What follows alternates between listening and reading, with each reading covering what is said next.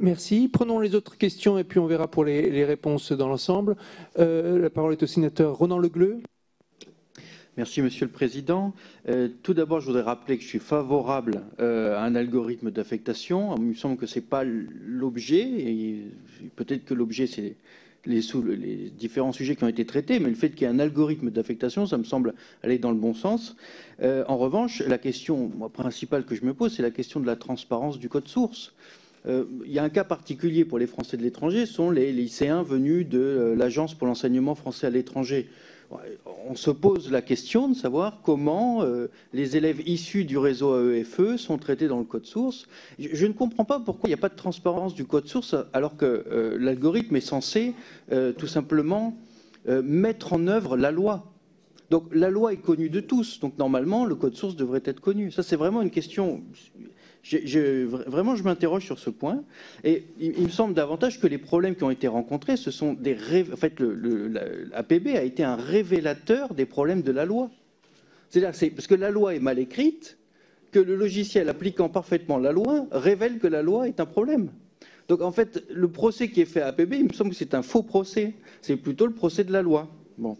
Un autre point sur le cas spécifique de l'AEFE et de nos lycées français à l'étranger, c'est que toute la partie online, je voulais souligner que ça c'est une avancée extrêmement importante. Quand on est issu du lycée français de Tokyo ou de la côte ouest des États-Unis, on a un problème par exemple de décalage horaire pour être en lien avec la France. Et puis on a des difficultés dans certains pays d'Afrique, par exemple avec le courrier. Donc le passage à des procédures online, c'est très avantageux pour les Français de l'étranger.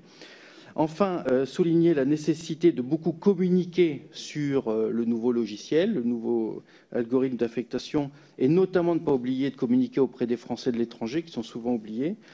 Enfin, il y a une dimension un peu froide, je trouve, dans la sélection uniquement par logiciel. C'est que peut-être qu'il y a des cas où ce serait bien de pouvoir entendre les élèves à l'oral pour qu'ils puissent défendre leur cas, dans des cas peut-être où finalement il y a une hésitation entre deux élèves. Est-ce qu'il ne peut pas y avoir un peu d'humain là-dedans et qu'on puisse les écouter pour qu'ils défendent leur candidature? Merci. Monsieur Le Gleut. D'abord, Monsieur Querette a la parole pour 10 secondes.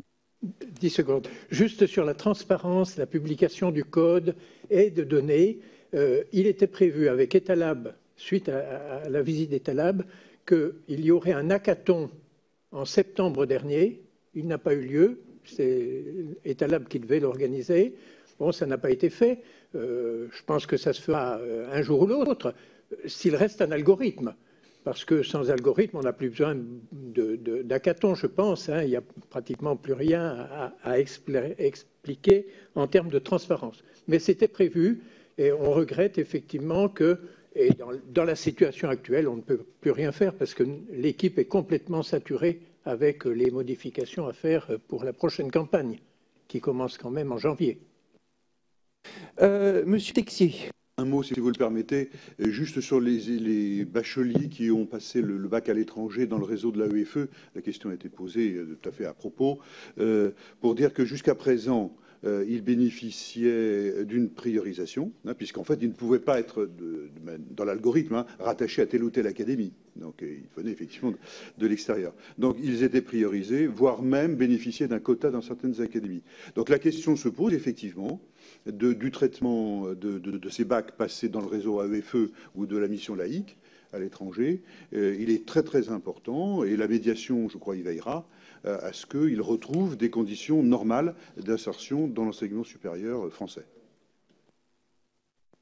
Alors, cette fois, c'est vraiment 5 secondes que vous avez, Monsieur Querette. Juste sur les OFE, effectivement, ils étaient jusqu'en 2016 prioritaires avec des quotas. En 2017, ils étaient traités comme tout autre candidat faisant partie de n'importe quelle académie, finalement.